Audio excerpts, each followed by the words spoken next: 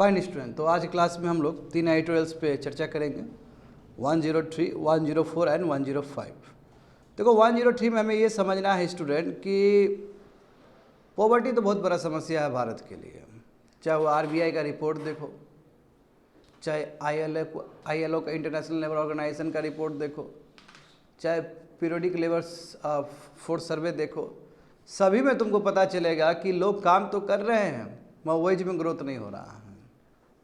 समझे, ग्रोथ नहीं हो रहा है, इसलिए इंडिया में बहुत ही डिस्ट्रेस कंडीशन है। तो ये तुम्हारा इन वर्क पॉवर्टी है, यानी कि कार्य कर रहे हो फिर भी पॉवर्टी है। तो इसमें हम लोग पूरी तरीके से समझने का प्रयास करेंगे विद डेटा के साथ हम लोग समझेंगे इस चीज़ को। एंड 104 क्या है कि बहुत सारा तरीका होता है जिसके द्वारा वाटर फिल्टर किए जा सकते हैं फॉर ड्रिंकिंग वाटर, पानी पीने के लिए। देख रहे हो ना, जैसे घर घर पानी आता है ना अभी भी, but what are the process, कितने प्रोसेस है। तो इस एडिटोरियल्स में हम समझने का प्रयास करेंगे कि देयर आर 6 प्रोसेसेस, 6 प्रोसेसेस है। और इसमें जो एक्वागार्ड जानते हो, जिसमें रिवर्स ऑस्मोसिस प्रोसेस इन्वॉल्व होता है, तो थोड़ा कंट्रोवर्सी भी है रिवर्स ऑस्मोसिस प्रोसेस को लेके, आरओ को लेके। कि आरओ में क्या होता है कि जो टीडीएस जो है, टोटल डिजॉल्व सल्ट है, उसका जो कंटेंट है वो घट जाता है। तो कैसे घट रहा है, क्यों घट रहा है, इसके ऊपर एनजीटी का क्या कहना है, सुप्रीम कोर्ट का क्या मानना है, वो सभी चीज़ के बारे में हम लोग डिस्कस करेंगे 104 में। And last one very very important, CMS convention on migratory species, इसका 14th कॉप सबमिट अभी हुआ है समरकंद में। समरकंद कहाँ है, उज्बेकिस्तान। तो पहला ये सबमिट हुआ है CMS का, कहाँ पे, सेंट्रल एशिया में। तो इसलिए बहुत इंपॉर्टेंट है ये। मैं कहता हूँ 105 बहुत ही ज़्यादा इंपॉर्टेंट है इस बार के प्रीलिम्स के लिए भी। समझ गया ना। तो let's start the class. 103, in work poverty is a major problem for India and also a major challenge. GS paper 3, economic development, Indian economy and issues relating to planning, mobilization of resources, growth, development and employment. ये तुम्हारा Hindu paper में आया था, समझे, Hindu paper में आया था, recent में आया था। आगे देखो, चीज़ों को समझने का प्रयास करो।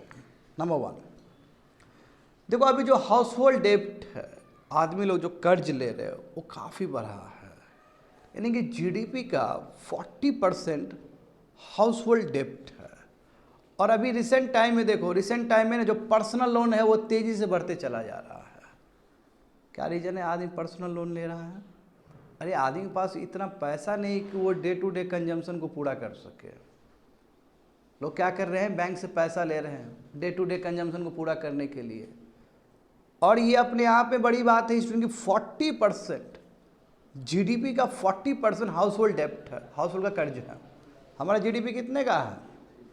हाँ 3.5 कह सकते हो ना, है ना, 3.3 ट्रिलियन डॉलर का GDP है भारत। कैसे उसका 40% हाउस होल्ड डेब्ट है। यानी कि आंकड़ा बहुत चौंकाने वाला है कि 40% क्या है आपका डेब्ट, हाउस होल्ड डेब्ट है। देखो वही बोल रहा है यहाँ पे, देखो इंडिया का जो हाउस होल्ड डेब्ट है वो अपने ऑल टाइम हाई है अभी तक। इंडिपेंडेंट इंडिया में अभी तक का सबसे ज़्यादा कर्ज है ये हाउस होल्ड डेब्ट, 40% है GDP का बाय दिसंबर 2023। तो ये हाल फिलहाल का आंकड़ा है। और यदि हम देखें कि नेट फाइनेंशियल सेविंग्स, देखो आदमी जो पैसा जमा करता है, जो सेव करता है, उसको जाकर बैंक में डिपॉजिट करेगा ताकि वो बाद में यूज़ कर सके। अभी देखो जो आदमी का जो सेविंग करने का जो तरीका था वो भी रिड्यूस हुआ है।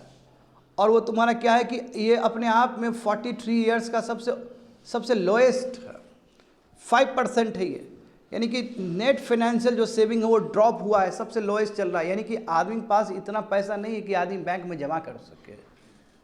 और GDP का 5% वो घटा है, पहले जितना भी था उसे कंपेयर में 5% GDP का घटा है। और ये देखो, ये तो किसने, मोतीलाल ओसवाल ने। मोतीलाल ओसवाल तुम्हारा प्राइवेट फार्म्स है, इसने ये बोला है।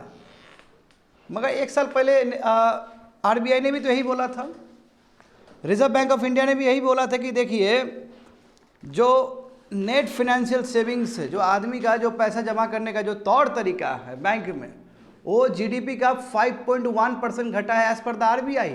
और अभी मोतीलाल ओसवाल जो कि प्राइवेट फार्म है वो भी यही तो बोल रहा है कि 5% GDP का घट रहा है। तो इसका मतलब सोर्सेस अलग है। सोर्सेस हमें बता रहा है कि देखिए सब कुछ सही नहीं है लोगों के साथ। हाउस होल्ड डेप्ट 40% बढ़ गया जीडीपी का। जो बैंक में जो डिपॉजिट था पैसा वो पहले कंपेयर में 5% जीडीपी का घट चुका है। इसका मतलब लोगों के पास पैसा ही नहीं है। इस देश में जो अमीर है वो और अमीर होते चला जा रहा है और जो गरीब है वो और गरीब होते चला जा रहा है, समझे। उस समय तो गवर्नमेंट ऑफ इंडिया ने बहुत अच्छा काउंटर कर दिया।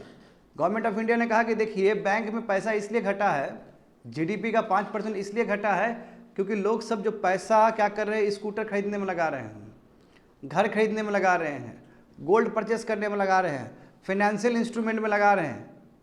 उस समय तो बोल दिया जब आरबीआई अपना आंकड़ा लेके आया था। अब क्या बोलोगे? अब सिमिलर आंकड़ा मोतीलाल ओसवाल ने भी लेके आया है। तो यानी कि इंडियन इकोनॉमी में जो बहुत सारे लोग हैं, बहुत सारे जो सेगमेंट ऑफ पीपल है, उसके बीच में ठीक नहीं चल रहा है। बात समझे ना? आगे देखो तो लेटेस्ट वही बोला है, रिकलेक्ट करो आरबीआई का रिपोर्ट जो सितंबर 2023 में आया था, वहाँ पे भी यही बात है। वहाँ पे भी बात है कि ड्रॉप हुआ है नेट फाइनेंशियल सेविंग में। जो लोग पहले जमा करते थे उसके कंपैरिजन में घटा है। वो आरबीआई पिछले साल ही ये रिपोर्ट दे चुका है। तो उस समय देखो सरकार ने तो काउंटर कर दिया। हाँ देखो लिखा गया ना 5.1% जीडीपी का घटा है जी, समझे। और ये अपने आप में 47 ईयर्स लो है। 47 साल में अभी तक का सबसे कम है ये। कि इतना कैसे घट गया? क्योंकि देखो जो पैसा हम जमा करते हैं बैंक में, फिर बैंक भी उसी पैसा को दूसरे को देता है और वो पैसा जाता है इंफ्रास्ट्रक्चर खर्च होने के लिए, वही पैसा जाता है इकोनॉमी को चलाने के लिए। और जितना कम पैसा हम जमा करेंगे बैंक में, बैंक को भी उतना ही कम पैसा होगा लेंड करने के लिए। जो बात है तो यदि हमारा डिपॉजिट ज़्यादा हो तो बैंक का भी तुम्हारा एसेट बढ़ता है उससे। तो प्रॉब्लम यहाँ क्रिएट हो रहा है जी। और आरबीआई ने तो पिछले साल ही बोल दिया था ये। तो उस समय देखो वही बोला कि उस समय जो वित्त मंत्री है, फाइनेंस मिनिस्टर ने यहाँ इस चीज़ को इस तरह बोला था कि देखिए ऐसा है कि जो लोन लिया है वो एसेट खरीदने के लिए लिया है, घर बनाने के लिए लिया है, व्हीकल्स बनाने के लिए है। ये कोई कंडीशन डिस्ट्रेस का नहीं है, समझे। ये कंडीशन एक्चुअली फ्यूचर एम्प्लॉयमेंट का है और फ्यूचर ग्रोथ का है ये। तो देखो काउंटर किया था उस साल, बट आप कैसे काउंटर करोगे? सिमिलर रिपोर्ट आ रहा है। इसका मतलब स्थिति बहुत ख़राब है बहुत सारे लोगों का। अधिकतर लोगों का इंडिया में स्थिति खराब है। जैसे मैं कोविड-19 का याद दिलाता हूँ। कोविड-19 के टाइम में बहुत सारे लोग का स्थिति खराब हो गया था जी। और कुछ ही 500 कंपनी थे जिसका टर्नओवर कितना से कितना बढ़ गया, उसका बहुत ज़्यादा बढ़ गया टर्नओवर। जितने भी कंपनी जो डिजिटल बेस्ड कंपनी था वो उसका इनकम बहुत ज़्यादा ग्रोथ किया। मगर सामान्य जो नागरिक है उसका स्थिति खराब हो गया। अभी तुम देखो हमारे कंट्री में जो लेबर फोर्स है, जो लोग काम करते हैं, उसमें अधिकतर क्या है, सेल्फ एम्प्लॉयड है।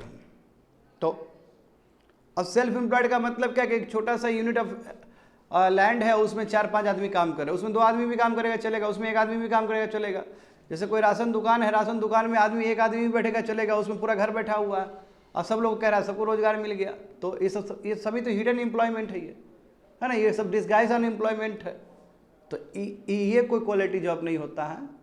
और अभी रिसेंट टाइम में देखो पीरियोडिक लेबर सर्वे जो हुआ था उसने भी यही तो बोला है कि एग्रीकल्चर में कायदे से वर्कफोर्स घटना चाहिए। तो 43% से 46% हो गया। What does it mean? Manufacturing में पॉइंट से घटा है। ये सभी चीज़ संकेत है कि कंट्री में इकोनॉमी में सही चीज़ नहीं चल रहा है। और अनएम्प्लॉयमेंट, बेरोजगारी एक बहुत बड़ा मुद्दा है इस देश में। आया समझ में? आगे देखो, however the present report emphasise increasing financial distress. देखो तो इसलिए ये जो रिपोर्ट आया है, ये जो अभी मोतीलाल ओसवाल का जो रिपोर्ट आया, ये चीख चीख के कह रहा है। और जो भी इंटरनेशनल रिपोर्ट है वो चीख चीख के कह रहा है कि सब कुछ ठीक नहीं है। बात समझे? तो इस तरह हाउस होल्ड डेप्ट 40% जीडीपी का बढ़ जाना, हाँ, ये डायरेक्ट इंडिकेशन है देखो कि लोग सब जो अनसेक्योर्ड पर्सनल लोन्स को ज़्यादा सब्सक्राइब कर रहे हैं। पर्सनल लोन सब क्या होता है, बहुत ही रिस्की लोन है बैंक के लिए भी, और इस पे ब्याज बहुत ज़्यादा होता है। तो लोग ले क्यों रहे हैं पर्सनल लोन क्यों ले रहे हैं? क्योंकि डिस्ट्रेस प्रॉब्लम है ना, हाउस होल्ड डेप्ट है, समझे। उसके बाद देखो सिक्योर डेप्ट आता है, उसके बाद एग्रीकल्चर लोन आता है, उसके बाद बिजनेस लोन आता है। तो यानी कि जो सबसे ज़्यादा जो रिस्की लोन है जिसको हम पर्सनल लोन कहते हैं वो सबसे नंबर 1 है।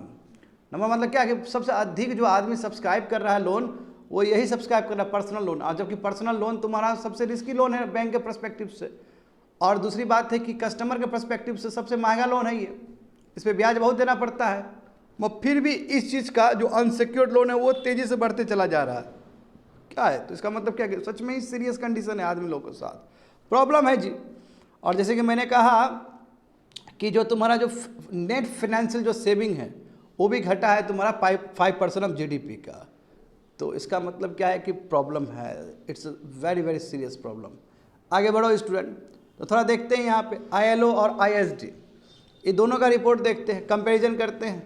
ठीक है, 2012 का जो स्थिति था और अभी 2022 का, ये 10 साल का जो है, 2022 मतलब बहुत नज़दीक, 2012 मतलब एक डिकेड्स पहले, तो 2012 से लेके 2022 तक का कंपैरिजन करते कि ये 10 साल में क्या क्या हुआ और कितना चेंजेस आया है।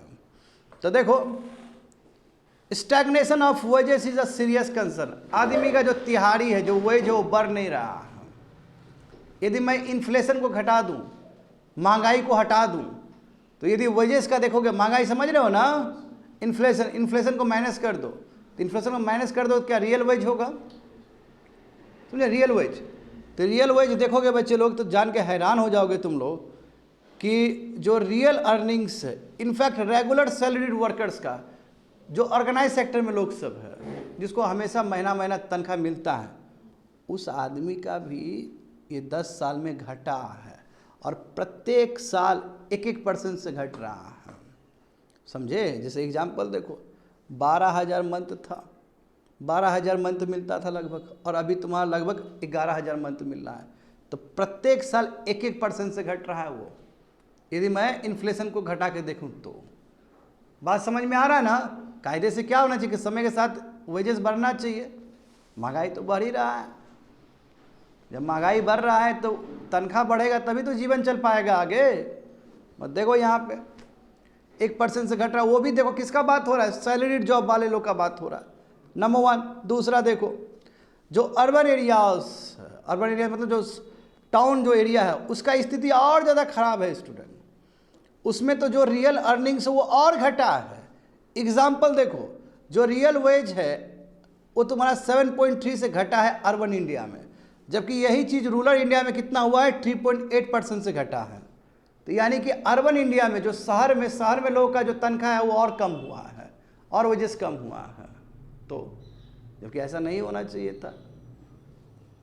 थर्ड देखो, समझो, लगभग 55% जो वर्कर्स है हमारे कंट्री में, है ना, उसको पैंडेमिक की वजह से बहुत प्रॉब्लम हुआ था, लॉकडाउन की वजह से बहुत प्रॉब्लम हुआ था। समझे? और ये सभी लोग क्या है? सेल्फ एम्प्लॉयड लोग सब हैं। तो यानी कि मतलब सेल्फ एम्प्लॉयड वाले लोग का भी स्थिति वही है कि इन लोग का भी जो वेजेस है, तिहाड़ी जो है, सैलरी है, बढ़ा नहीं है, बिल्कुल भी नहीं बढ़ा है। हाँ, मैं जब बात करेंगे कैजुअल वर्कर्स का, कैजुअल वर्कर्स का मतलब क्या है? कभी काम कर लिए फिर चले गए घर, जैसे होते हैं ना, कई लोग काम कर लिए फिर अपना घर पे चले गए, दैट्स कॉल्ड कैजुअल वर्कर्स। तो कैजुअल वर्कर का देखोगे तो इन लोग का थोड़ा सा तिहाड़ी बढ़ा है, रियल अर्निंग्स बढ़ा है, और 2.4% से बढ़ा है ईच ईयर। मगर तिहाड़ी वर्कर कितने हैं? कैजुअल वर्कर्स तो बहुत कम है, अधिकतर तो सेल्फ एम्प्लॉयड लोग सब हैं, और ऑर्गेनाइज सेक्टर वाले लोग सब भी है। तो मेजोरिटी ऑफ द चंक देखोगे ना, अधिकतर जो people of segment of people देखोगे तो उन लोग का वेज या तो स्टैग्नेंट है या फिर घटा है। जब आपका जीडीपी बढ़ रहा है, 2012 में जो जीडीपी होगा कंट्री का और जीडीपी अभी जो है, दोनों में ज़मीन आसमान का अंतर है। तब जीडीपी जब इतना ग्रोथ हो रहा है तो वेज भी तो ग्रोथ होना चाहिए, मगर कहाँ ऐसा हो रहा है? तो ये हमें साफ साफ दिख रहा है कि जो जीडीपी का जो ग्रोथ हो रहा है उसका फ़ायदा रिच मैन लोग को ज़्यादा हो रहा है, जिसका बड़ा बड़ा कंपनी है, जिसका बड़ा बड़ा शेयर है।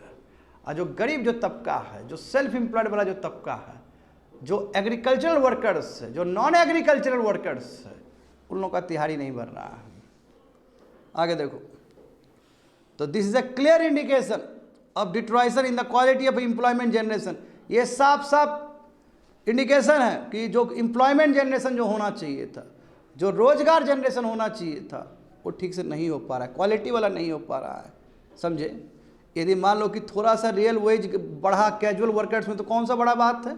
इसका मतलब है कि प्रॉब्लम है, आपका क्वालिटी ऑफ एम्प्लॉयमेंट में प्रॉब्लम है। यदि कोई भी कहीं पे भी तुम्हारा ग्रोथ रेट हो रहा है, किसका ग्रोथ बढ़ रहा है? कैजुअल वर्कर्स का बढ़ रहा है। कोई कैजुअल वर्कर्स कोई अच्छा चीज़ थोड़ी है। कैजुअल वर्कर क्या है, उसको तो 24/7 काम ही नहीं है उसको। जैसे उसको बुला लिया गया कि आ जाओ काम करने के लिए, वो काम करेगा, काम खत्म हो गया उसका। यदि ऐसे बिरादरी वाले वर्कर्स का यदि रियल वेज बढ़ता है तो कोई अच्छी बात थोड़ी है। बढ़ना चाहिए था रेगुलर सैलरी जॉब वाले का बढ़ना चाहिए था, बढ़ना चाहिए था तो तुम्हारा सेल्फ एम्प्लॉयड वाले लोग का बढ़ना चाहिए था, बढ़ना चाहिए था तो तुम्हारा फार्मर्स के लिए बढ़ना चाहिए था, है ना, जो वर्कर्स के लिए बढ़ना चाहिए था। मत देखो यहाँ पे क्या हो रहा है, ये साफ साफ इंडिकेशन है कि कंट्री में सब ठीक नहीं है। दूसरी बात देखो, MG NREGA 100 days of employment, उसका डिमांड बढ़ रहा है। मैंने पिछले बार ही बोला है तुम लोग को कि भारत सरकार का जो पिछले बार जो बजट का जो पैसा था, जैसे मान लो 100 रुपीज़ है, 100 रुपीज़ है तो आधा साल में ही खर्च हो गया। और MG नरेगा का अभी भी डिमांड, तो यदि MG नरेगा का डिमांड बहुत ज़्यादा आएगा ग्रामीण क्षेत्र से, तो व्हाट डज इट मीन कि बहुत डिस्ट्रेस है वहाँ पे, लोगों के पास रोजगार नहीं है। तो in work poverty is a major problem for India and also a major challenge. इसलिए लोग काम तो कर रहे हैं मगर फिर भी गरीब है, ये सबसे बड़ा चैलेंज भारत के लिए, बहुत बड़ा चैलेंज है इंडिया के लिए। हाँ, तो देखो इसके लिए हमें बहुत अच्छे से पॉलिसी बनाना होगा, समझे, बहुत अच्छे से पॉलिसी बनाना होगा, नहीं तो भी प्रॉब्लम होगा। अदरवाइज दोनों का गैप बढ़ते चला जाएगा, रिच और रिच होते चला जाएगा, है ना, गरीब और गरीब होते चला जाएगा, तो ये ठीक नहीं है।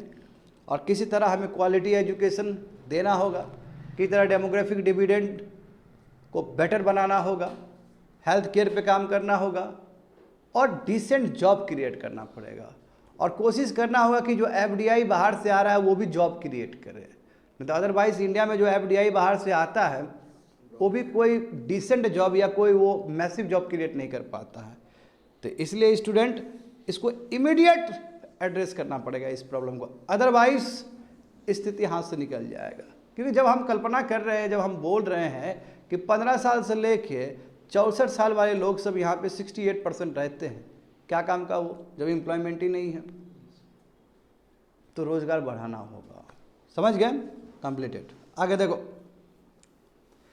104 various types of water treatment system, a brief on reverse osmosis controversy. GS paper 2 social justice and governance, issues relating to development and management of social sector or services relating to health, education and human resources। ये तुम्हारा आया था down to earth magazine में, ठीक है, down to earth magazine बहुत प्रतिष्ठित magazine है ये, साइंस सब के लिए, इन्वायरमेंट सब के लिए। तो मामला देखो क्या है, जैसे कि मैंने कहा है स्टूडेंट कि वाटर इज सो इम्पोर्टेंट ना, पानी गलत पियोगे तो बहुत बड़ा इम्पैक्ट पड़ेगा फ्यूचर में, प्रेजेंट में भी। पानी शुद्ध होना चाहिए। और अभी जिस हिसाब से हमारा ग्राउंड वाटर सब प्रदूषित हो रहे हैं, पोल्यूटेड हो रहे हैं, इसलिए पानी प्योर होना चाहिए, इसलिए पानी प्योर हमें मिलना चाहिए। तो उसके लिए बहुत सारा मैकेनिज्म हमारे पास।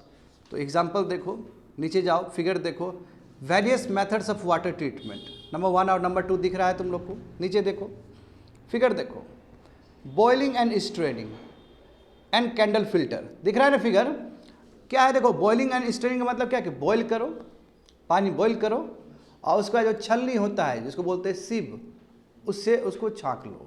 जैसे हम लोग चाय बनाते हैं ना, तो जो लार्जर पार्टिकल्स होगा ऊपर रह जाएगा और जो पानी होगा वो नीचे चला आएगा, और पी लो उसको। बट प्रॉब्लम ये है कि यदि कोई माइन्यूट पार्टिकल्स है तो फिर छलनी में तो आने वाला है नहीं वो, तो उसका अपना प्रॉब्लम। और घर में सभी लोग तो ऐसा नहीं कर रहे होते बॉइलिंग एंड स्ट्रेनिंग में। मैं एक मेथड ये भी है कि समझ रहे हैं, पानी गर्म कर लिया, उसके बाद फिर एक छलनी टाइप का चीज़, सीप वाला चीज़ लेके उसको पानी डाल दिए, फिर नीचे कलेक्ट हो गया and have it. It may not be effective, उतना इफेक्टिव नहीं होगा ये। दूसरा देखो, दूसरा तरीका क्या है, कैंडल फिल्टर है। कैंडल फिल्टर में हम लोग क्या करते हैं स्टूडेंट, कैंडल फिल्टर में हम लोग करते हैं कि जो लार्ज सेडिमेंट्स, यानी कि ड्रिंकिंग वाटर के अंदर, मान लो कि पानी के अंदर लार्ज बड़े बड़े जो सेडिमेंट्स है उसको हम निकालने का प्रयास करते हैं, उसको प्यूरीफाई करते हैं।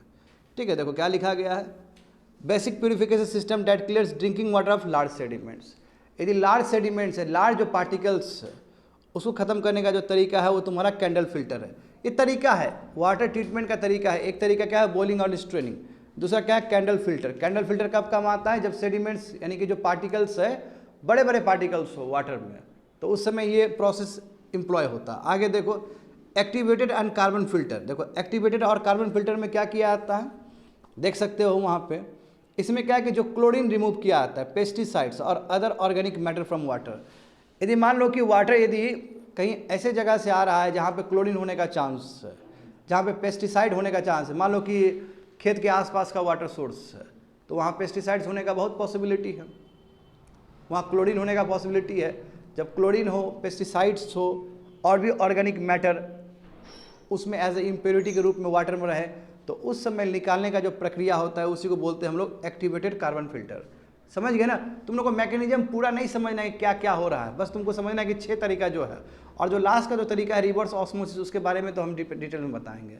तो इस एडिटोरियल में यही बताया गया, देखिए 6 टाइप का तरीका है हमारे पास, हालांकि इससे भी ज़्यादा तरीका होता है, मैं जो एडिटोरियल्स में बताया 6 टाइप का तरीका। समझ गए? थर्ड तरीका क्या है कि यदि क्लोरीन हो, पेस्टिसाइड्स हो और ऑर्गेनिक मैटर हो एज ए इम्प्योरिटी के रूप में वाटर में, तो उसको किस तरह हमें निकाल सकते हैं with the help of activated carbon filter. समझ गए?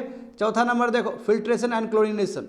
हाँ, फिल्ट्रेशन और क्लोरिनेशन का मतलब क्या है कि ये सब जो म्यूनिसिपैलिटी देखते हो ना, जैसे बेगूसराय का म्यूनिसिपैलिटी हो गया है ना, शहर का जो म्यूनिसिपैलिटी होता है वो इस तरह का मेथड यूज़ कर रहा होता है। इसमें क्या है कि तुम्हारा वाटर सप्लाइंग अथॉरिटी यानी कि म्यूनिसिपैलिटी सब क्या करते हैं, sedimentation remove solids while chlorine. हाँ, इसमें क्या है बच्चे लोग क्या करते हैं कि जो सेडिमेंट है उसको रिमूव किया जाता है, बड़े बड़े पार्टिकल्स को, और फिर क्लोरीन मिक्स किया जाता है। क्लोरीन मिक्स करने से क्या होता है कि जो भी बैक्टीरिया वाटर में है वो खत्म हो जाएगा। तो ये ज़्यादातर म्यूनिसिपैलिटी जो अथॉरिटी है वो इन्वॉल्व करता है, वो इम्प्लॉय करता है इस तरह का सिस्टम, क्योंकि देखो इसमें बड़ा प्लांट चाहिए होता है। देखो प्लांट कितना बड़ा है, उसमें पानी यदि शहर को पहुंचाना है तो फिल्ट्रेशन एंड क्लोरिनेशन वाला मेथड होता है। फिल्ट्रेशन का मतलब जो लार्ज सेडिमेंट्स निकाल दिए हैं, और क्लोरिनेशन का मतलब क्या, उसमें यदि बैक्टीरिया है तो क्लोरीन मिला दिए, बैक्टीरिया खत्म हो जाएगा। समझ गए? 5 नंबर देखो, नीचे देखो, ये अल्ट्रा वायलेट प्यूरिफिकेशन है, 5th वन। तो अल्ट्रा वायलेट प्यूरिफिकेशन में क्या है कि लेट से वाटर में बहुत सारे ऐसे माइक्रोब्स है जो कि बहुत ही हानिकारक हो। माइक्रोब्स का मतलब वही माइक्रो ऑर्गेनिजम्स हो। यदि ऐसा माइक्रो ऑर्गेनिजम्स हो जो बहुत हानिकारक हो, तो इसमें क्या किया जाता है, इसके द्वारा अल्ट्रा वायलेट प्यूरिफिकेशन द्वारा ऐसे माइक्रोब्स को निकाल दिया जाता है। आया समझ में? तो ultra violet purification, ultra violet मतलब क्या, अल्ट्रा वायलेट रेज वगैरह छोड़ा जाएगा इसमें। With the application of the ultra violet rays हम क्या करते हैं, माइक्रोब्स को, जो डेंजर माइक्रोब्स है उसको किल कर देते हैं। हम जानते हैं ना यूवी रेस का एप्लीकेशन से बहुत कुछ हो सकता है, जाने हो ना, रेडियोथेरेपी सब जाने हो ना, यूवी रेस से बहुत बड़ा काम है, जिससे बहुत सारा वो मेडिकल फील्ड में भी यूज़ होता है। तो सिमिलरली यूवी रेस का यूज़ करके जो बहुत खतरनाक माइक्रोब सब है जो वाटर में लिंक्ड है उसको हटाया जा सकता है और वाटर को प्योर किया जा सकता है। एंड 6th वन देखो, काम हमारा रिवर्स ऑस्मोसिस से ही है। जो आरओ में लगा रहता है, एक्वागार्ड घर घर में देखते हो, एक्वागार्ड में यही प्रोसेस होता है। देखो यहाँ पे कि वाटर देखो, जो येलो जो बबल्स दिया गया वाटर भेज रहे हो, ऊपर से प्रेशर अप्लाइड हो रहा है, और बीच में जो देख रहे हो वो सेमी परमिएबल मेम्ब्रेन है। सेमी परमिएबल मेम्ब्रेन में छोटे छोटे छेद होते हैं, बहुत छोटे, हद छोटे छोटे छेद होते हैं। तो ये वाटर उस तरफ जाएगा, ये वाटर उस तरफ जाएगा, यानी कि जो तुमको येलो कलर का डॉट दिख रहा है वो सेमी परमिएबल मेम्ब्रेन से क्रॉस होते हुए आगे जाएगा। तो सेमी परमिएबल मेम्ब्रेन में वाटर क्या होता है, फिल्टर हो जाता है, और जो निकलेगा वाटर वो डिस्टिल्ड वाटर होगा। मगर रिवर्स ऑस्मोसिस का सबसे बड़ा प्रॉब्लम ये है विद्यार्थी लोग, बहुत प्रॉब्लम, अभी थोड़ी देर में तो डीप में चर्चा करना है इसी के बारे में। सबसे बड़ा प्रॉब्लम है कि जो इम्पॉर्टेंट जो सॉल्ट है जो ह्यूमन बीइंग के लिए चाहिए वो भी खत्म हो जाता है इसमें। सबसे बड़ा प्रॉब्लम देखो, जम्स मर रहा है, बहुत अच्छी बात है ना, जम्स मर रहा है, जम्स मरना ही चाहिए, यदि अदरवाइज ह्यूमन बीइंग उसको कंज्यूम करे तो प्रॉब्लम हो सकता है। मगर चलो जम्स तो मरा ही, मगर जो TDS चाहिए, जो टोटल डिजॉल्व सॉल्ट चाहिए, कैल्शियम चाहिए, मैग्नीशियम चाहिए, हमारे बॉडी के लिए बहुत जरूरी है, जो कि वाटर में मिलता है, ये क्या करता है, ये प्रोसेस उसको भी घटा देता है। तो ये प्रॉब्लम होता है इसमें, समझे? और दूसरी बात क्या है, दूसरा सबसे बड़ा प्रॉब्लम क्या है कि यदि आरओ तुम लोग देखे हो घर घर में, तो देखना पानी निकलते रहेगा साइड से। तो ये इसका मतलब पानी तो जितना पानी फिल्टर है उससे ज़्यादा तो वेस्टेज हो जा रहा है। इसलिए NGT नेशनल ग्रीन ट्राइब्यूनल ने इसके ऊपर ऑब्जेक्शन लगाया था कि ये तो पानी बहुत ज़्यादा बर्बाद हो रहा है, ये तो वाटर रिसोर्सेज कितना इंपॉर्टेंट रिसोर्सेज, यदि इतना बर्बाद हो रहा है एक्वागार्ड सब में जहाँ पे रिवर्स ऑस्मोसिस प्रोसेस इन्वॉल्व किए जाते हैं, ये ठीक नहीं है। तो उस समय प्रतिबंध लगा दिया गया था, समझे? बहुत सारे एक्टर के ऊपर फाइन भी लगाया गया था कि एक्वागार्ड का प्रचार नहीं करना है, एडवर्टाइजमेंट नहीं करना है। आया समझ में? चलो ऊपर देखो, फर्स्ट पेज जाओ अब। देखो फर्स्ट पेज में वही लिखा गया, समझो जो बताए हैं तुम लोग को। बॉइलिंग और स्ट्रेनिंग, यानी कि बॉयल, जब अब हम लोग बॉयल करते हैं तो माइक्रोस्कोप किल हो जाता है, और जो भी वाटर में जो सॉलिड पार्टिकल्स रहेगा उसको स्ट्रेनिंग कर लो, उसको छांक लो, will get water. First process. Second process क्या था? Candle filter. कैंडल फिल्टर क्या है? बेसिक प्यूरिफिकेशन सिस्टम है, जहाँ पे लार्ज सेडिमेंट्स वाटर से हटाए जाते हैं, जान चुके हो, यही बताया है। एक्टिवेटेड कार्बन फिल्टर, इसमें क्या है? क्लोरीन को निकाल सकते हैं, पेस्टिसाइड्स को निकाल सकते हैं, और भी बहुत सारे ऑर्गेनिक मैटर को निकाला जा सकता है, समझ गए ना? हाँ, इसमें जो बैड टेस्ट होता है वाटर का, जो बैड ऑर्डर होता है, स्मेल होता है, उसको भी हटाया जा सकता है इस प्रोसेस से, एक्टिवेटेड कार्बन फिल्टर से। चौथा नंबर देखो, जैसे म्यूनिसिपैलिटी लोग यूज़ कर रहा था ना, बड़ा बड़ा जब जहाँ पे लार्ज प्लांट था तो सेडिमेंटेशन टैंक होता है और तुम्हारा क्लोरिनेशन किया जाता है, क्लोरीन को ऐड किया जाता है ताकि जो माइक्रोब्स, जो माइक्रो ऑर्गेनिजम्स है, बैक्टीरिया सब है, वो खत्म हो सके। उसका देखो अल्ट्रा वायलेट प्यूरिफिकेशन, इसमें क्या करते हैं हम लोग कि जो भी वाटर में जो माइक्रोब्स है, माइक्रो ऑर्गेनिज्म है, वो किल हो जाता है, समझे। And last one that is a reverse osmosis process, इसमें हम लोग क्या करते हैं कि वाटर को पास करते हैं, और वाटर जब पास करते हैं तो उसमें बहुत सारा जम्स वगैरह वो सब खत्म हो जाता है with the help of semi permeable membrane, ठीक है, और ऊपर से हमें प्रेशर अप्लाई करना पड़ता है। तो आगे देखो, आगे जाओ, नीचे देखो, what do you understand by the total dissolve salt? TDS का मतलब क्या होता है? हमेशा देखो घर घर जो पानी देने के लिए आता है तो हम लोग पूछते हैं ना कि TDS कितना है इसका, सुने हो ना? TDS नापने के लिए एक छोटा सा वो भी आता है, इंस्ट्रूमेंट भी आता है देखने के लिए, पानी में डाल दोगे तो TDS वहाँ पे दिखाएगा। तो पहले समझ लो TDS क्या होता है। यहाँ पे समझो, TDS का मतलब होता है कि कितना उसमें इनऑर्गेनिक सॉल्ट प्रेजेंट है। अधिकतर इनऑर्गेनिक सॉल्ट का बात होता है। इनऑर्गेनिक का मतलब क्या? जो कार्बन सॉल्ट ना हो, तो इनऑर्गेनिक सॉल्ट कितना प्रेजेंट है, समझे। और हाँ, थोड़ा बहुत ऑर्गेनिक भी हो सकता है, मगर जो प्रीडोमिनेंटली क्या है तुम्हारा, इनऑर्गेनिक सॉल्ट से। थोड़ा बहुत ऑर्गेनिक भी हो सकता है, थोड़ा बहुत ऑर्गेनिक मतलब बहुत कम है, उसको उतना कंसिडर नहीं कर रहे होते हैं। मेन हमारा कंसिडरेशन TDS में किसका होता है? इनऑर्गेनिक सॉल्ट्स का होता है, नंबर 1। हाँ, वही इनऑर्गेनिक सॉल्ट क्या है? कैल्शियम है, देखो अच्छे से, मैग्नीशियम है, सोडियम है, ये सब बॉडी के रिक्वायरमेंट के लिए बहुत जरूरी है स्टूडेंट, जो कि वाटर में पाया जाता है, समझे। और ड्रिंकिंग वाटर कितना बढ़िया होगा हमारे स्वास्थ्य के लिए, वो पूरी तरीके से डिपेंड करता है कि उसमें TDS कितना है, उसमें टोटल डिजॉल्व सॉल्ट्स कितना है। और टोटल डिजॉल्व सॉल्ट्स का मतलब क्या हुआ कि उसमें इनऑर्गेनिक कंटेंट्स कितना है। इनऑर्गेनिक कंटेंट्स का मतलब क्या हुआ? उसमें कैल्शियम, मैग्नीशियम कितना है, सोडियम कितना है, क्योंकि वो हमारे बॉडी रिक्वायरमेंट के लिए इंपॉर्टेंट है स्टूडेंट। हाँ, यहाँ पे देखो, it is a considered excellent, ये तब एक्सीलेंट कहा जाएगा जब तुम्हारा 300 मिलीग्राम पर लीटर हो। गुड कब कहा जाएगा? जब 300 से लेकर तुम्हारा 600 मिलीग्राम पर लीटर हो, समझ गए ना। हाँ, एक्सट्रीम लो कंसंट्रेशन है तो वो भी दिक्कत है, फिर में ऑल्सो भी अनएक्सेप्टेबल, क्योंकि TDS घट गया तो फिर जो बॉडी का जो रिक्वायरमेंट है कैल्शियम का, वो कहाँ से आएगा, फिर ये भी प्रॉब्लम हो जाएगा। तो इसलिए एक्सीलेंट कितना होना चाहिए तुम्हारा?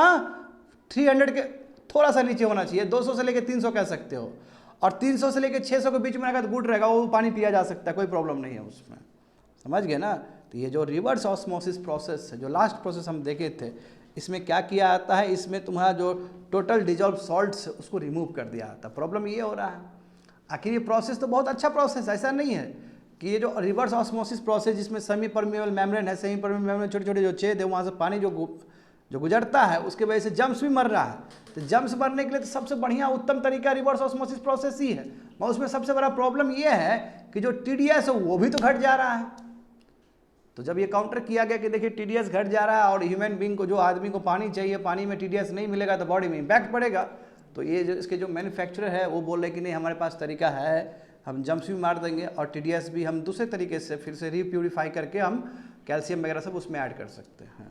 वो अपना दिया है, वो अपना काउंटर किया है मैन्युफैक्चर सब जो RO का है, नहीं तो बहुत बड़ा RO का मैन्युफैक्चरिंग खत्म हो जाएगा, नहीं तो फिर, समझ गए ना। तो देखो, और दूसरा प्रॉब्लम देखो, एक तो देखो TDS खत्म हो जा रहा है ना अभी जो हो रहा है, और दूसरा प्रॉब्लम है कि ह्यूज वेस्टेज ऑफ वाटर। हाँ, एक तरफ तुम पानी फिल्टर करो, एक तरफ पानी फालतू का निकल रहा है, तो इतना पानी इस तरह बर्बाद करोगे तो ठीक नहीं है। ठीक है, आगे देखो। हाँ, अदर वे, दूसरी तरीके से इसको एक्सप्लेन किया जा सकता है TDS को। देखो मिनरल्स और है, देखो बहुत कुछ TDS के अंदर बहुत कुछ होता है स्टूडेंट। जैसे मान लो कि कई हाई TDS है, हाई TDS का what does it mean? High TDS का मतलब है कि वाटर अनपैलेटेबल है, इसका मतलब वो पीने लायक नहीं है।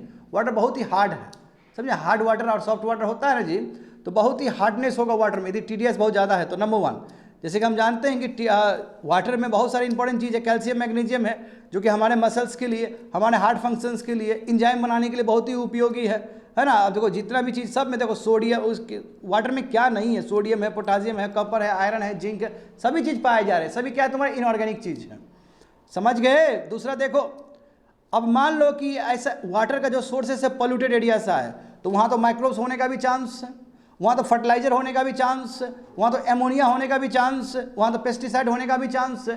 तो यदि वैसा जगह से यदि वाटर लाया जाए और रिवर्स ऑस्मोसिस करवाया जाए तो बहुत बढ़िया बात है। माइक्रोब्स खत्म कर दिया इसने, देखो माइक्रोब्स खत्म कर दिया इसने, पेस्टिसाइड्स खत्म कर दिया इसने, फर्टिलाइजर खत्म कर दिया, मगर दिक्कत क्या है कि इसने सोडियम को भी खत्म कर दिया, इसने कैल्शियम को भी खत्म कर दिया, इसने मैग्नीशियम को भी खत्म कर दिया। प्रॉब्लम ये है, हम चाहते हैं कि माइक्रोब्स खत्म हो, हम चाहते हैं पेस्टिसाइड्स खत्म हो, हम चाहते हैं फर्टिलाइजर खत्म हो, क्योंकि वो बहुत हानिकारक है। हम ये भी चाहेंगे कि कैल्शियम उसमें रहे परमिसिबल लिमिट में, तो वो भी खत्म कर दोगे तो पानी फिर क्या काम का। पानी हम पीते हैं इसलिए ताकि कैल्शियम वगैरह भी, मैग्नीशियम वगैरह भी हमारे बॉडी में मिल सके, समझ गए ना। इतना ही नहीं, यदि तुम ग्राउंड वाटर से पानी खींच रहे हो तो और भी हैवी मेटल्स भी होने का चांस है उसमें क्रोमियम, आर्सेनिक, लीड, ठीक है, पीरियोडिक टेबल देखोगे ये सभी तब क्या है, हैवी मेटल्स। हैवी मेटल्स मतलब क्या है, बॉडी में बहुत नेगेटिव इंपैक्ट करता है। तो रिवर्स देखो, इसलिए कहते हैं, पूछा आता है ना कई बार, रिवर्स ऑस्मोसिस वाला जो एक्वागार्ड है बहुत जगह पे काम नहीं करता है, क्योंकि उसमें हैवी मेटल्स होने की वजह से वो फंस जाता है। तो मैं मुद्दा समझो कि रिवर्स ऑस्मोसिस पास ये एबिलिटी है कि यदि हम अंडरग्राउंड से वाटर खींच रहे हैं, उस वाटर को फिल्टर कर रहे हैं, तो वो टॉक्सिक तुम्हारा जो भी एलिमेंट्स है, हैवी मेटल्स है, उसको भी रिमूव कर सकता है। यदि ऐसा सोर्स है जहाँ को वाटर के आस यानी एग्रीकल्चर के आसपास है, तो फर्टिलाइजर भी मिक्स है, तो वो भी हटा सकता है, वहाँ का तुम्हारा जम्स भी खत्म कर सकता है। मैं यहाँ दो प्रॉब्लम आता है कि जो इंपॉर्टेंट जो इंग्रेडिएंट्स है TDS में, इनऑर्गेनिक इंग्रेडिएंट्स, उसको भी कम कर देता है। और दूसरा क्या है कि ह्यूज वेस्टेज ऑफ वाटर। यही दो चीज़ को लेकर ना कंट्रोवर्सी होता है रिवर्स ऑस्मोसिस प्रोसेस में। आ रहा है समझ में तुम लोग को। तो यदि मान लो कि क्रोमियम है, आर्सेनिक है, लीड है, यदि इसको डाइजेस्ट किया जाए तो बहुत बड़ा प्रॉब्लम हो जाएगा, लीवर किडनी सब में प्रॉब्लम आ जाएगा, कैंसर तक हो सकता है। बट ठीक है, रिवर्स ऑस्मोसिस प्रोसेस से ये सब निकलते हैं, ठीक है, विच इज़ गुड। तो क्या समझते हो रिवर्स ऑस्मोसिस प्रोसेस से? मैं बार बार बोल, देखो फिगर वहाँ पे देखो, येलो कलर का है ना, वो वहाँ पे वो वाटर जा रहा है, बीच में सेमी परमेबल मेम्ब्रेन है। तो सेमी परमेबल मेम्ब्रेन देखो, पोर्स कितने छोटे पोर्स रहते हैं, 0.0001 to 0.001 माइक्रोन, इतने छोटे साइज के होते हैं, समझ गए ना। तो देखो जब अनट्रीटेड वाटर एक तरफ से आ रहा है, ऊपर से प्रेशर अप्लाई किया जा रहा है, देख रहे हो ना, अप्लाइड प्रेशर है, ऊपर से प्रेशर अप्लाइड किया जा रहा है, तो देखो क्या क्या निकल गया। एक्सट्रीम प्रेशर में डिजॉल्व सॉल्ट्स, जो भी सॉल्ट डिजॉल्व थे, इनऑर्गेनिक सॉल्ट सब है ना, और थोड़ा बहुत ऑर्गेनिक भी, इम्प्योरिटी भी निकल गया, जम्स भी निकल गया।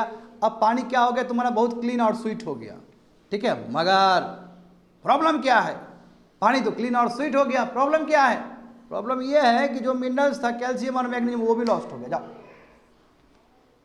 वो तो लॉस नहीं होना चाहिए था।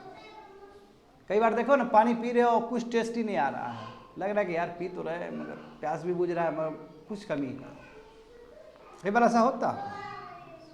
देखो यदि पानी जो पी रहे हो तो क्लीन और स्वीट और पोर्टेबल वाटर बन चुका है, उसमें जम्स कुछ नहीं है, उसमें फर्टिलाइजर भी नहीं है, उसमें आर्सेनिक कंपोनेंट्स भी नहीं है, सब खत्म हो गया।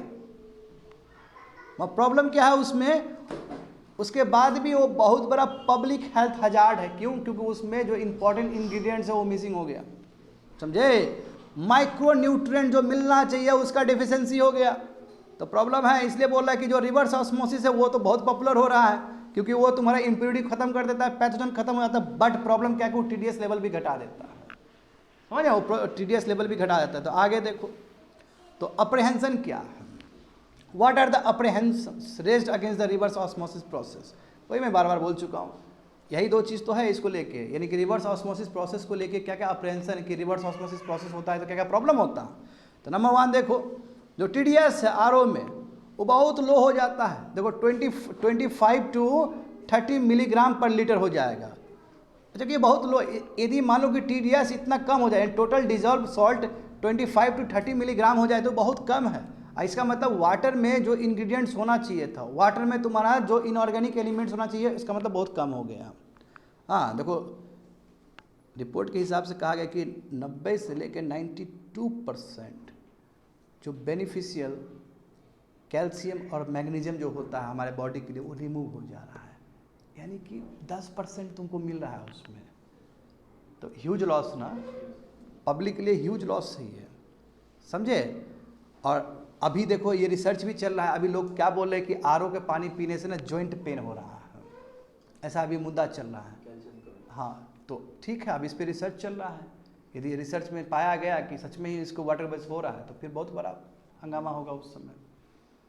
तो क्या बोल रहे हैं कि आरओ पानी पीने से क्या हो रहा है, जॉइंट पेन हो रहा है। जॉइंट पेन क्यों हो रहा है, कैल्शियम का कमी होगा तभी तो जॉइंट पेन होगा, समझ गए। तो research is still going on, वही बोला it requires more analysis and research. Research होगा तब तय होगा, जब इस्टेब्लिश किया गया तब फिर उसके बाद फिर आरओ के ऊपर बात होगा फिर से। याद करो एनजीटी का, एनजीटी 2019 में ही ये मुद्दा उठा दिया था उस समय।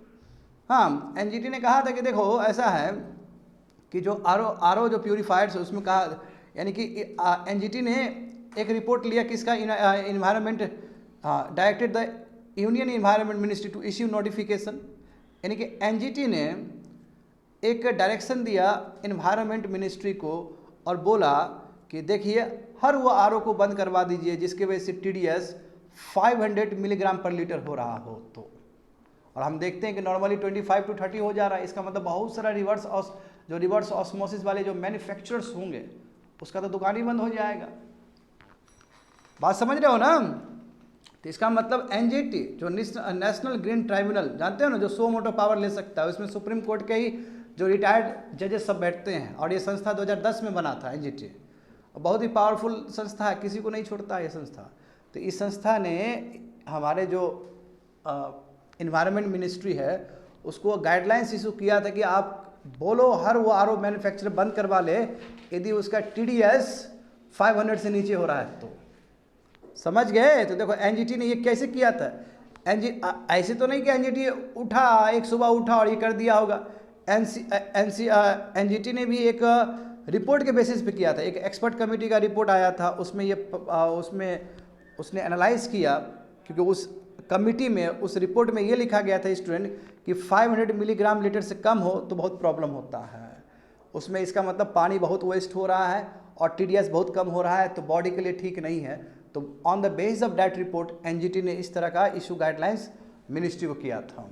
मैं ये अलग बात है कि सुप्रीम कोर्ट ने स्टे लगवा दिया, क्योंकि सुप्रीम कोर्ट सर्वोपरि है। सुप्रीम कोर्ट ने कहा कि नहीं अभी छोड़ दो, रहने दो। एनजीटी ने जो भी ऑर्डर पास किया है स्टे लगवा दिया उसके ऊपर। अब फिर भी इसलिए 2018 से ये बहुत बड़ा मुद्दा में है रिवर्स ऑस्मोसिस प्रोसेस। और उसके बाद देखो आरओ का जो बिक्री है बहुत कम हो गया था उस समय, अभी भी लोग लगाने से कतराते हैं थोड़ा, समझ रहे हो बात को ना। कंप्लीटेड, अच्छा है अभी भी। तो लास्ट देखो, what about the TDS standards globally, दुनिया में देखो, चलो ठीक है, भारत में क्या बोला गया कि 500 से नीचे नहीं होना चाहिए, ये नहीं बोला गया। वर्ल्ड में क्या चलता है देखो, तो WHO के हिसाब से देखोगे, वर्ल्ड हेल्थ ऑर्गेनाइजेशन के हिसाब से 2017 में जो इशू किया गया था उसके हिसाब से कितना होना चाहिए टीडीएस, 600 से लेकर 1000 मिलीग्राम पर लीटर होना चाहिए, समझ गए ना। देख रहे हो ना, बाहर कंट्री में और ज़्यादा है। इनफैक्ट WHO वर्ल्ड लेवल पे इतना बोल रहा है। यदि मैं बात कर लूँ इसका यूरोपियन कंट्री यूएसए कनाडा, देखो यहाँ तो देखो 500 से लेकर 600 के बीच में है। जहाँ तक सवाल है ब्यूरो ऑफ इंडियन स्टैंडर्ड का, BIS का, तो हमारा जो 2012 का जो है उसमें भी हम यही बोले कम से कम 2012 का गाइडलाइंस, उस समय का जो गाइडलाइंस है, अभी का गाइडलाइंस नहीं, उस समय 2012 का जो गाइडलाइंस हमारा ब्यूरो ऑफ इंडियन स्टैंडर्ड का, वो भी कहता है कि कम से कम 500 मिलीग्राम पर लीटर होना चाहिए। तो यदि पूरा वर्ल्ड का देखे, WHO का देखे, यूरोपियन कंट्री का देखे, या फिर भारत का अपना ही स्टैंडर्ड का बात करें, तो कम से कम 500 मिलीग्राम पर लीटर तो दिख रहा है हमें। अब जब रिवर्स ऑस्मोसिस से 25 हो जा रहा है, 30 हो जा रहा है, तो इसका मतलब जो इंपॉर्टेंट इंग्रेडिएंट्स है, इनऑर्गेनिक एसेंशियल जो एलिमेंट्स है, वो सब घट जा रहा है, तो बॉडी को बहुत नेगेटिव इंपैक्ट कर सकता है। और दूसरी बात है कि पानी इतना ज़्यादा वेस्टेज हो रहा है रिवर्स ऑस्मोसिस प्रोसेस से, समझ गए ना। तो ये सभी समस्या है इस तरह का ट्रीटमेंट ऑफ वाटर में, समझ गए ना। आगे बढ़ो, third one 105 convention on migratory species COP14 इन समरकंद। और इसमें क्या क्या निकल के आया है समझो। GS paper 3 ecology and environment, conservation, environmental pollution and degradation, environment impact assessment. ये भी डाउन टू अर्थ मैगजीन का है जी। समझे? 2024 अभी का ही हाल फिलहाल का है ये। तो समझते हैं, मामला समझते हैं क्या है। देखो क्या समझते हो CMS COP14 से? COP14 का मतलब क्या है? कॉन्फ्रेंस ऑफ पार्टीज, ठीक है, अलग अलग, जैसे मान लो कि इन्वायरमेंट से रिलेटेड पेरिस एग्रीमेंट हुआ था ना, तो वो पूरी तरीके से उससे क्लाइमेट चेंज से रिलेटेड है वो, और ये बर्ड से रिलेटेड है। हम जानते नहीं कि हमारे जिस प्रांत में हम लोग बात कर रहे हैं, बेगूसराय, यहाँ पे भी कांवड़ झील है।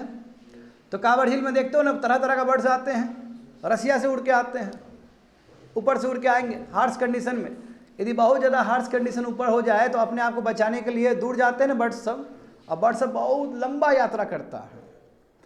जब लंबा यात्रा करेगा, बहुत सारे कंट्री में वो रुकेगा, तो हर कंट्री को ही प्रोटेक्शन देना होगा उस बर्ड्स को। इसी के लिए ये बना है, इसी के लिए CMS बना है, कंजर्वेशन ऑन माइग्रेटरी स्पीसीज। समझ गए? अब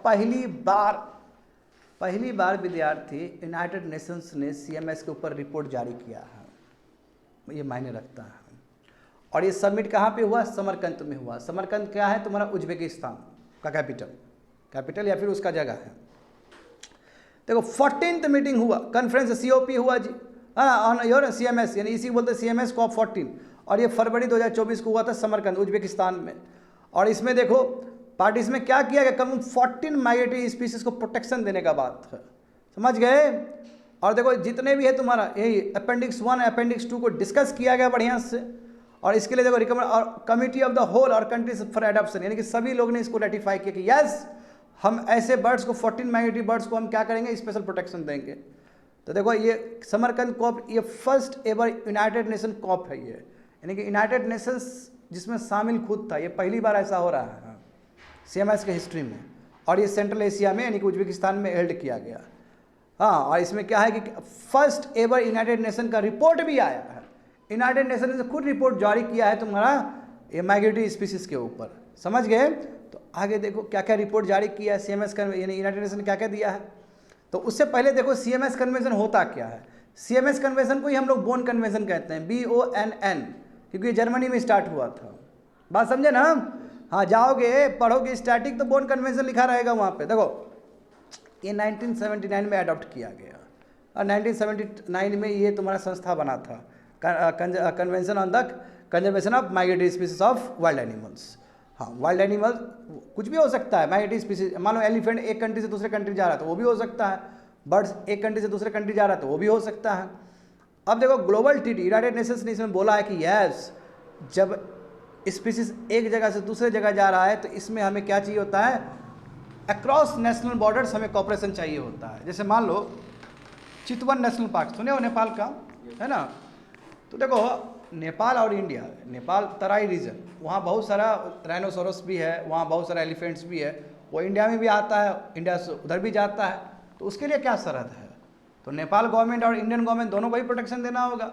जैसे कांवड़ झील में रसिया से उड़ के आता है बर्ड्स, फिर उड़ के फिर यहाँ से फिर अफ्रीका भी जाएगा वो, और फिर जब साइबेरिया वाला कंडीशन ठीक हो जाएगा फिर वहाँ से उड़ के फिर साइबेरिया भी जाएगा। तो उस बीच में कितना जगह वो रुकेगा, तो जितना बीच में जगह रुकेगा उसको रेंजिंग कंट्री बोलते हैं। क्या बोलते हैं? रेंजिंग कंट्री या रेंज कंट्रीज। तो सभी जितने भी रेंजिंग कंट्री है या रेंज कंट्री है सबको प्रोटेक्शन देना होगा, तभी जाकर वो प्रजाति बच पाएगा, अदरवाइज खत्म हो जाएगा वो। पता चला कि बैठे हुए गुले लेके बैठे हुए हो, कब अब बर्ड आएगा कब उसको मारेंगे तो फिर तो वो प्रजाति खत्म हो जाएगा। होता है ना, पकड़ के मार देता है सब, नहीं मारना चाहिए। वो खास स्पीसीज, वो वेलकम करो उसको, वो बहुत दूर से उड़ के आया है, वो अपना कुछ खाएगा अपना चल देगा, फिर वो आदमी लोग उसी को मार रहा है। तो ये CMS बनता है इसलिए ताकि स्पेशल प्रोटेक्शन मिल सके। देखो CMS के अंदर दो फ्रेमवर्क होता है, एक लीगल बाइंडिंग वाला भी फ्रेमवर्क होता है, एक नॉन लीगल बाइंडिंग वाला भी, यानी कि जो ये नहीं कि इसको फॉलो करे, यदि मान लो कि फॉलो नहीं हुआ तो पनिशमेंट कुछ नहीं होता, उसको बोलते हैं नॉन लीगल। और लीगल वाला मतलब you have to follow this. तो फ्रेमवर्क दोनों तरह का हो सकता है, एक लीगल वाला भी फ्रेमवर्क हो सकता है और तुम्हारा एक नॉन लीगल वाला भी फ्रेमवर्क हो सकता है। समझ गए स्टूडेंट? तो यहाँ पे देखो अभी तक 133 कंट्रीज इसके हिस्सा है, CMS का हिस्सा है, और 28 एडिशनल कंट्रीज भी इन्वॉल्व है इसमें। हाँ, अलग अलग अग्रीमेंट करके, मेमोरेंडम करके, समझ गए, यानी कि पूरा वर्ल्ड ही इन्वॉल्व है कह सकते हो। अब अभी कब CMS फोकस किस पे करता है? उस स्पीसीज पे करता है जो कि तुम्हारा एक ही जुरिस्डिक्शन में नहीं है, यानी कि एक ही कंट्री में वो सीमित नहीं है, एक कंट्री से 10 कंट्री, एक कंट्री से 2 कंट्री, एक कंट्री से 3 कंट्री वो मूव कर रहा है। जैसे मैंने एलिफेंट का बताया था। तो देखो माइग्रेटरी स्पीसीज दोनों हो सकता है, या तो बर्ड्स भी हो सकते हैं, या फिर नीचे का टेरेस्ट्रियल इकोसिस्टम वाला भी एलिफेंट सब भी हो सकता है। एलिफेंट इसलिए मैं बोल रहा हूँ कि एलिफेंट को जगह बहुत बड़ा चाहिए होता है, कॉरिडोर चाहिए होता है ना एलिफेंट को, तो एक राज्य से दूसरा राज्य, एक कंट्री से दूसरे कंट्री भी जा रहा होता है, समझ गए? तो सभी माइग्रेटरी स्पीसीज के लिए प्रोटेक्शन है ये।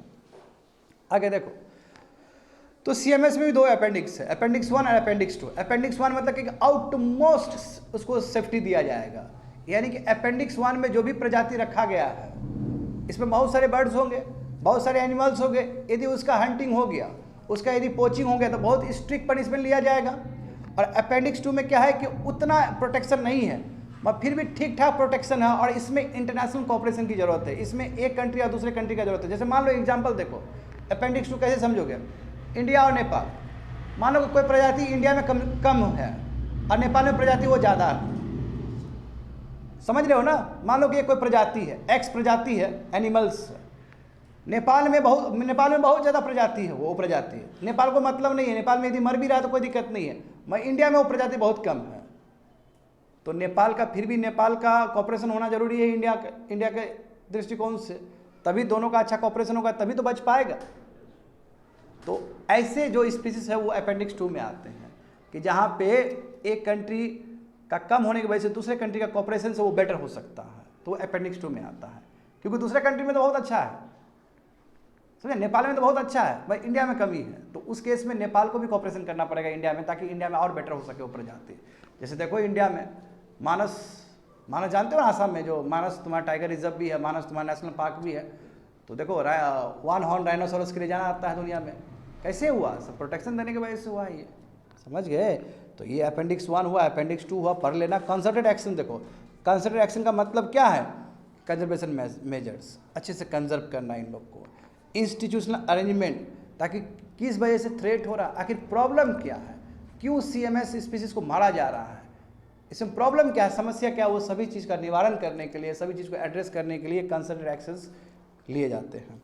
आगे देखो स्टूडेंट, तो देखो जैसे कि मैंने कहा है अभी जस्ट कि यूनाइटेड नेशंस ने पहला अपना रिपोर्ट सौंपा है सीएमएस के ऊपर, सही बात है ना, पहली बार हिस्ट्री में ऐसा हो रहा है कि सीएमएस के ऊपर यूनाइटेड नेशन अपना रिपोर्ट दे रहा है।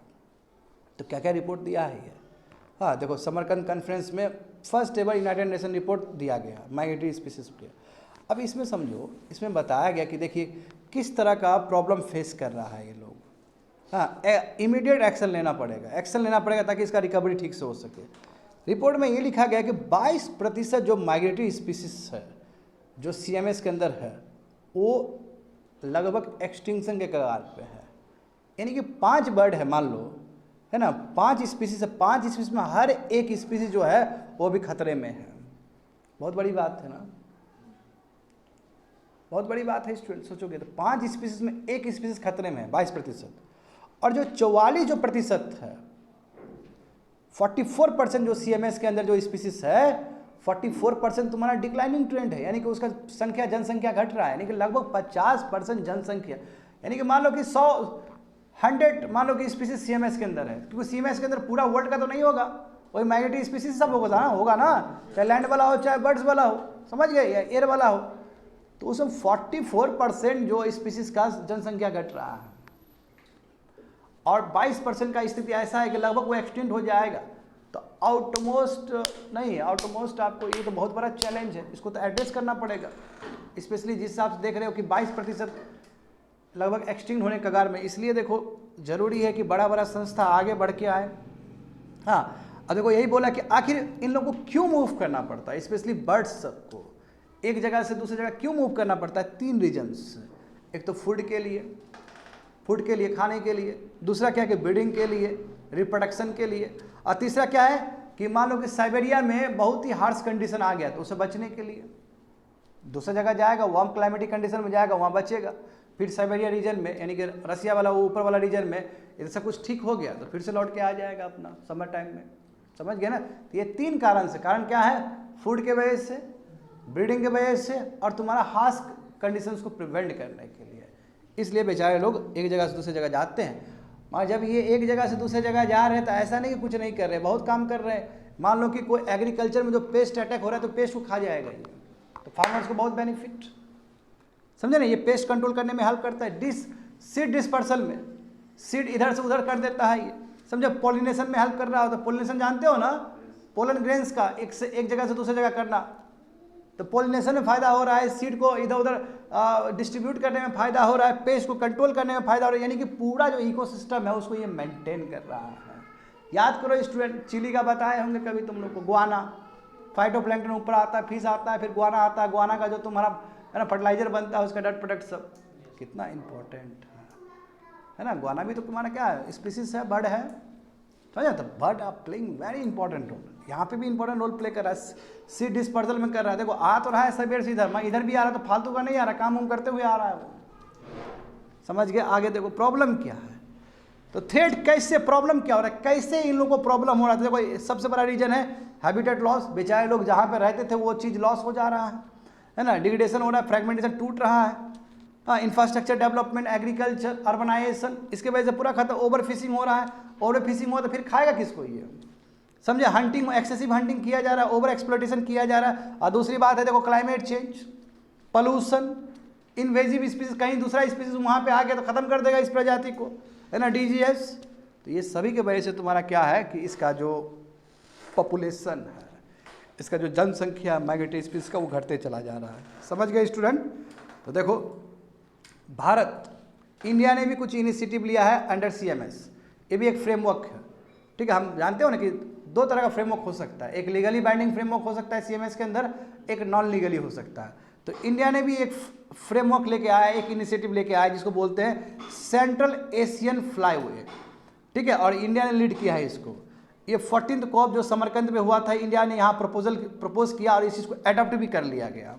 हाँ, 30 कंट्रीज इसमें शामिल हैं, इसमें यूरेशिया यानी कि आर्टिक और इंडियन ओशंस के बीच का ये कॉपरेशन है, क्योंकि यहीं से इंडियन ओशन और आर्टिक सर्कल ऊपर समझ रहे हो ना, इसके बीच में स्पीसीज सब उड़ के आ रहे हैं। तो इसमें 30 कंट्रीज शामिल है, 30 कंट्रीज प्रोटेक्शन देगा। जो इलीगल किलिंग नहीं होना चाहिए, इलीगल ट्रेड नहीं होना चाहिए इसका। और एक्सपर्ट कह रहे हैं कि ये जो सेंट्रल एशियन फ्लाईओवर है बहुत ही इंपॉर्टेंट है कैपेसिटी बिल्डिंग के लिए, नॉलेज के लिए, नॉलेज शेयरिंग के लिए, रिसर्च के लिए। और इससे क्या होगा कि लगभग 600+ स्पीसीज क्या होगा, उसको कंजर्व किया जा सकता है, उसको बचाया जा सकता है।